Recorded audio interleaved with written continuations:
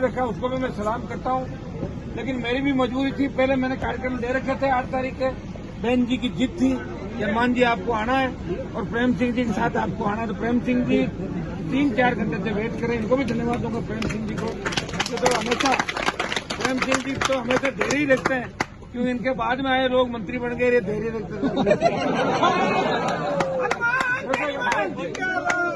एक तो जोरदार मैं 2-3 देकर आपको लगाए। भवानी सिंह अमर शहीद भवानी सिंह लांबा अमर रहे, भवानी सिंह लांबा अमर रहे। मैं इस मौके पे इस परिवार माता जी भी आए हैं, इनके वीरांगना जो बहन जी है, सबको जो खालीपन भैया की वजह से हुआ उसको तो हम पूरा नहीं कर पाएंगे, लेकिन देश सेवा के लिए उन्होंने शहादत प्राप्त करी। और निश्चित रूप से मरना एक दिन सबको है, लेकिन जो देश के काम आके जाता है, जिनकी मूर्तियां लगती है, मूर्तियां या तो लोक देवताओं की लगती है या शहीदों की लगती है। प्रेम सिंह जी तो एक बात हमेशा कहते हैं कि इनको तो देव तुल्य मानना चाहिए, इनको देवता मानना चाहिए। बात सही भी है। और हमारे तो पितृ हमारे समाजों में जिनसे हम आते हैं, हमारी संस्कृति धर्म के अंदर पितृ पूजा को प्राथमिकता दी गई है, तो निश्चित रूप से ये हमारे लिए देवतुल्य है।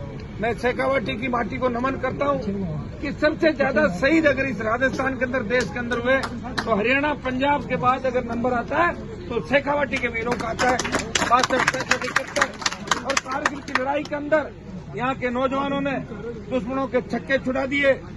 अमेरिका के एक अखबार के अंदर छपा, जब कारगिल का युद्ध हुआ था, अमेरिका के अखबार में ये लेख छपा कि 20,000 फीट ऊंची पहाड़ी पे 50 किलो गोला बारूद और हथियार लेके अगर कोई लड़ाई लड़ सकता है वो जाट रेजिमेंट का जवान है। जाट प्रेम सिंह जी मौजूद है। Jat regiment, Rajput regiment, Rajputana rifle, हमारी सिख रेजिमेंट, चाहे आपकी गोरखा, मद्रासी, डोगरा, इन रेजिमेंटों का जो इतिहास है, इनका अलग स्लोगन है, अलग झंडा है। जब वो वार के अंदर वार कराई में जाते हैं तो उस स्लोगन के साथ वो लोग आगे बढ़ते हैं। लेकिन दुर्भाग्य देखिए इस बात का, मैं प्रेम सिंह जी को कहूंगा, मैं भी एनडीए गठबंधन के अंदर था। मैं प्रधानमंत्री से हमारे इस बात को लेकर झगड़ा भी हुआ। पहले किसानों का मामला आया, दोबारा जब सैनिकों का मामला आया, 4 साल के लिए आप अगर सेना में भेजोगे तो वो कोई सादत नहीं देगा 4 साल के लिए। जब उसको लगता है ना मैं 4 साल क्यों सादत दूंगा, मुझे क्या करना, 4 साल बाद वापस आना। तो इस मामले में दिल्ली की सरकार को सोचना चाहिए। और मुझे तो लगता है कि धीरे धीरे कई रेजिमेंट को खत्म नहीं करते, सारी ऐसे ही करेंगे। और क्या 4 साल के लिए लो, 4 रेजिमेंट की भर्ती हुआ करती थी अलग, जब 4 साल की अग्निवीर की भर्ती होगी रेजिमेंट कहाँ रहेगी। तो मैं दिल्ली की सरकार से मैं आह्वान भी कर रहा हूँ, मैं लड़ रहा हूँ। आप देख रहे हो एक ही आदमी है जो सड़क से लेकर सदन तक लड़ रहा है और सच्चाई के लिए लड़ता है। राजस्थान में कांग्रेस का विरोध कर रहा हूँ और दिल्ली में किसान जवान की बात आती है। एनडीए सत्ता छोड़ के सड़क पर अगर कोई सांसद देश में आया तो नागौर का सांसद था जिसने आपका मान और सम्मान देश के अंदर बढ़ाया। भाइयों, वैसे मैं भी एक तरीके से शहीद ही हूँ, और क्या शहीद भाई। मैं भी 2003 में लेकर 8, 13, 18 बदला बदली करके कई बार मंत्री बन जाता, दिल्ली में बन जाता, सत्ता छोड़ी और इससे छोड़ी। हम ये चाहते हैं, प्रेम सिंह जी इस बात को अच्छी तरीके जानते हैं कि मंत्री भी सब कुछ नहीं होता। मुख्यमंत्री के इर्द गिर्द के 2-5 लोग कौन है, किचन कैबिनेट कौन है मुख्यमंत्री की, कोई सरकार चला दे। कई मंत्रियों को सीएम टाइम नहीं मिलने का देखा हमने, कई सीएम देखे, ये देखा वो देखा। और इसमें तो आपने देखा होगा 4 साल इसी में निकल गए। ये मुख्यमंत्री रहना चाहता है और पायलट मुख्यमंत्री बनना चाहता है। जनता की किसी को चिंता नहीं। और बीजेपी के अंदर 12 दूल्हे और 1 दुल्हन, 13 लोग। एक रात कोई भी करवट लेता है। तो मैंने एक जगह को फोन किया, मैंने कहा भाई साहब आपका भी नंबर चल रहा और बात तो हुई है मेरी भी। एमएलए तो एमएलए जीतेगा जब तो सीएम बनेगा, नहीं जीतेगा कैसे सीएम बनेगा। वैसे एक बात है, सपने लेने में कोई अपराध नहीं, सपने कोई भी ले सकता है। हर आदमी सपने में तो मुख्यमंत्री सो के उठने के बाद पता नहीं था मुख्यमंत्री। तो 12 मैं प्रेम सिंह जी कहना चाहूंगा कि 12 से कुछ कम करो, 3-4 पिलाओ एक बार। सड़क पे लड़ाई लड़ नहीं रहे, वो इनका अलग रखेंगे। तो ये लड़ने वाला आदमी, मैं कह रहा हूँ सड़क पे 4 साल के अंदर जो राजस्थान में परिस्थितियां थी, आज अपराध में हम 23वें नंबर पे थे, 1 नंबर पे आगे गोल लाया। सरकारें किन की थी आप खुद देख लो। 20-22 साल से कौन से गठबंधन, कौन से गठजोड़ रहे, कौन गृह मंत्री थे, कौन मुख्यमंत्री थे, सारी चीज आप देखिए। और शेखावाटी अंचल का जो इलाका, वो समझदार इलाका सबसे ज्यादा। मैं आपको विश्वास दिलाता हूँ, मैं ये तो नहीं कहता कि कितनी सीट कैसे आएगी, लेकिन मारवाड़ की 43 सीट, जहां नागौर, जोधपुर, बाड़मेर, जालोर, पाली, सिरोही, और इस इलाके में पिछली बार आरएलपी चुनाव लड़ी थी, और मेरे चुनाव लड़ने से मुझे लगा कि आपको नुकसान हो गया। और सीकर में चीज देखिए, हमारे पास संसाधन नहीं है। लड़ा के हम भगत सिंह की तरह, जैसे भगत सिंह लड़ा, मुझे लड़ना है भारत माता के लिए, काम आना। हम कोई स्वार्थ के साथ लड़ाई नहीं लड़ रहे हैं। एक उम्र होती है, जवानी में आदमी मंत्री बनता है, उसका जोश रहता। अब हम तो पूरी जवानी को समर्पण और उसके अंदर बिता दी। बताओ, लड़ते लड़ते 20 साल तो इनको मुझे देखते हुए हो गए। ये देख रहे 3 साल में ऐसे ही लड़ रहा हूँ, और 3 से पहले भी लड़ा, पारिवारिक परिस्थितियां। और हम उस जमाने में बीजेपी में थे, जब बीजेपी का झंडा लेके जाटों में, नागौर में कोई निकलता नहीं था, तब हम लोग थे। और जैसे ही सत्ता में आई, हम सामने, क्योंकि हम सत्ता के साथ नहीं रह सकते, हम उस गरीब के साथ रहेंगे जिसमें कोई अत्याचार करो, कोई अन्याय करो।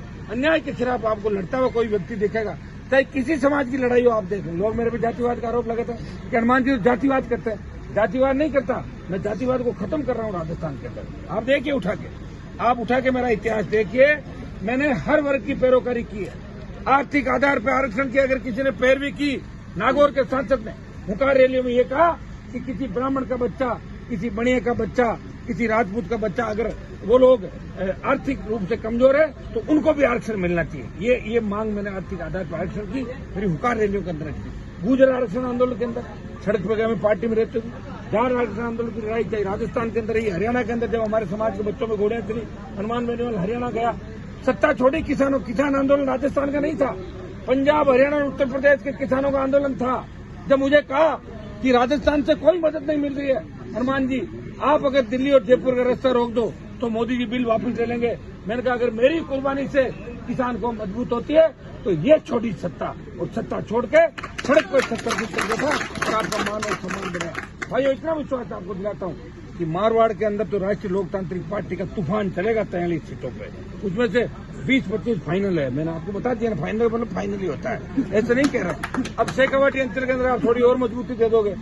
वैसे बीजेपी वालों ने मेरा खूब उपयोग लिया लोकसभा चुनाव मुझे 16 जगह प्रचार कराया, घुमाया, लेकिन मेरी शर्तों पर देखो, मैंने पार्टी जो बनाई है किसान जवान के लिए, और जब भी जवान किसान को आवश्यकता पड़ेगी तो हनुमान बेनीवाल सत्ता के अंदर रहते, सत्ता को ठोकर मार के वो सड़क पे किसान और जवान के साथ होगा। मैं शेखावाटी अंचल के नौजवानों से अपील करता हूँ कि 2 चीजों का आपको ध्यान रखना है। आजकल नौजवान नशे की प्रवृत्ति के अंदर जा रहा है। दूसरा, प्रतिस्पर्धा का इस तरह का युग हो गया कि छोटी छोटी बात, गोली चला दी, चाकू चला दिया, तलवार चला दी, हत्या कर देते।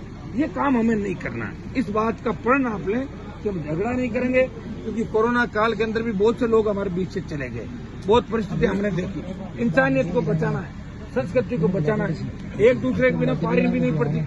मैं तो कई जगह राजपूत समाज, जाट समाज कार्यक्रमों में रहता हूँ। पॉलिटिकल रूप से हो सकता है कि हमारी जातियां वोट एक दूसरे जगह नहीं होती, खिलाफ डाल देती है, लेकिन एक दूसरे के हर कार्यक्रम के अंदर हम उपस्थित रहते हैं। एक दूसरे के बिना हमारा मन भी नहीं लगता। अब बच्चे क्या कि इसको दूसरे रूप में सोशल मीडिया पर चाहिए जैसी बात डाल देते हैं। बात हम करते कुछ है, उसको मिला के कुछ डाल देते हैं। भाइयों, मेरा संघर्ष पूरा उठा के देखोगे ना 25 साल का, तो आपको वास्तविक कोई लड़ने वाला आदमी दिखेगा जो बिना संसाधन के, बिना, देखो मैं कोई आरएलपी पार्टी चला रहा हूँ, अभी तक कोई रसीद लेके थोड़े घुमा के चंदा लेने के घुमा के कहीं, ये है ना। तो आप सोच लो कैसे चल रहा हूँ। माता जी ने बुला लिया, केजरीवाल ने दुनिया भर का चंदा इकट्ठा कर लिया देश का, और अगला कह रहा मैं तो करूंगा, लोग दे रहे हैं, फिर भी कह रहे ईमानदार है। तो भाइयों, एक व्यक्ति लड़ाई लड़ रहा है, सादत दे रहा है आपके लिए, लेकिन अब मुझे लगा कि मंत्री क्या, तो विधायक और मंत्री जो हमारे प्रचार से और आह्वान से जीतते तो मंत्री नहीं बनना। हम चाहते हैं कि राजस्थान की सत्ता के शिखर पे ऐसे व्यक्ति को बिठाएं कि कर्ज मुक्त किसान हो, फ्री बिजली, टोल मुक्त राजस्थान, भय मुक्त, अपराध मुक्त राजस्थान, जहाँ 8 बजे बाद 12 बजे तक हमारी बहन बेटे सड़क पर निकले। आज क्या हालात है आप बताओ? कोई गारंटी है कि घर से निकला वापिस आएगा नहीं? छोटी बात है, तो ये घटनाएं बढ़ रही, इनको हमें रोकना है। पुलिस का इकबाल खत्म हो गया। जितने भी नेता राजनीति के अंदर आते हैं, आप देख रहे सारे करीब करीब आगे दूसरे तरीके से बढ़ने का प्रयास करते हैं। तो एक ही संदेश आपको दूंगा, देरी से आया, क्षमा प्रार्थी हूँ। मैंने रात को वैसे कहा था, मैंने कहा 12 बजे यहाँ रख लेते ना आप, तो मैं वहाँ लेट तक क्या, हमारे वहाँ तो लोग लेट तक बैठ जाते, थोड़ी आदत पड़ गई उनकी। लेकिन आप इंतजार कम करते हैं, लेकिन मेरा आप इंतजार कर दो, आपको विश्वास दिलाता हूँ, धोखा नहीं दूंगा, सत्ता में आपको आने का मौका दूंगा। और आने वाला समय आपका है।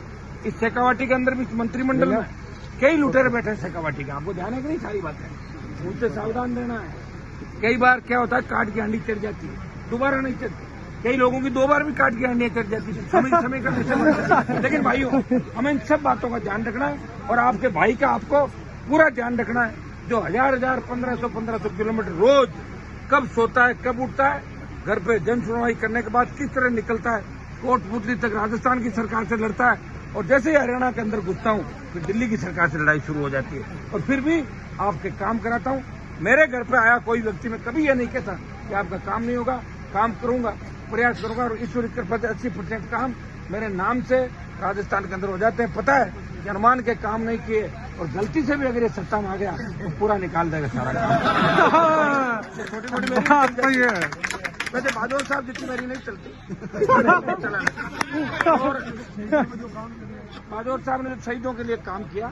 ये देखिए, अनूठे ले लोग ही काम करते। पैसे वाले तो बहुत है दुनिया के, अथाक पैसा लोगों के पास, लेकिन वो पैसे वाले 5 रुपए घोषणा के अंदर नहीं देते कभी।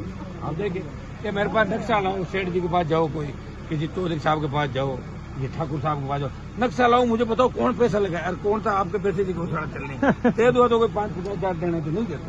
लेकिन इस व्यक्ति ने 300 से ज्यादा मूर्तियां लगाई और 1100 के करीब बता रहे कि मामले पेंडिंग है।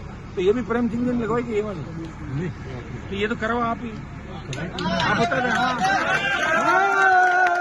ये तो बहन जी कह के फिर इनके खाते में प्रेम सिंह जी कर लेंगे, तो जब इनके खाते में, मेरी बात ये कर लेना आप लोग, तो इनके खाते में है सारी मूर्तियां जो भी। और जब सुनो, प्रेम सिंह जी जब थक जाएंगे तो मैं कूद जाऊंगा इनके साथ, चिंता मत करो, इनको थकने देंगे। और इनके लिए प्रेम सिंह जी को पद्म श्री अवार्ड मिलना चाहिए, जो दिल्ली की सरकार देती है। वो मैंने 2-3 दिन पहले मैं एक कार्यक्रम के अंदर थे, खाटू श्याम जी के अपने गाजियाबाद, वहाँ मैंने घोषणा करी थी। मैं आजकल में चिट्ठी भी लिखूंगा और इस बार इस बात को लोकसभा में प्रमुखता से उठाऊंगा कि पद्म श्री ऐसे लोगों को मिलनी चाहिए जो वास्तव में समाज सेवा। ये कितना बड़ा काम है। और मुझे तो कई लोग कहते हैं, मैं एक जगह गया तो मैंने कहा शहीद कब हुआ था, आपने पहले तो कभी नहीं बताया। बोलता पहले पता ही नहीं था हमारे को, अब मूर्ति लगवाने प्रेम जी। बहुत बड़ी बात है भाई, लोगों को एक एक इकट्ठा करके सारी बात करना है। लोगों के घर के काम नहीं होते, सब लोगों को करना और सारे समाजों को साथ लेके एक संदेश देना निश्चित रूप से, तभी ये सारे समाजों में लोकप्रिय है। मैंने देखा इनके समाज के साथ साथ जाट समाज अगर किसी को पसंद करता है शेखावाटी के अंदर, तो इनको बहुत पसंद करता है जाट समाज। इसका कारण है कि ये रोजगार भी देता है, सबको साथ लेकर चलता है हमेशा। तो अपने को भी ध्यान रखना भाई, जहाँ भी जरूरत पड़े एक दूसरे का ध्यान रखना, लेकिन RLP का भी ध्यान पूरा रखना इस बात में। खाली प्रेम सिंह जगह रखो और मुझे भूल जाओ, ये भी मतलब। वैसे हम कोशिश करेंगे, हम दोनों एडजस्टमेंट करेंगे। बहुत बहुत आपको धन्यवाद, बहन जी को, सबको हमें बुलाया।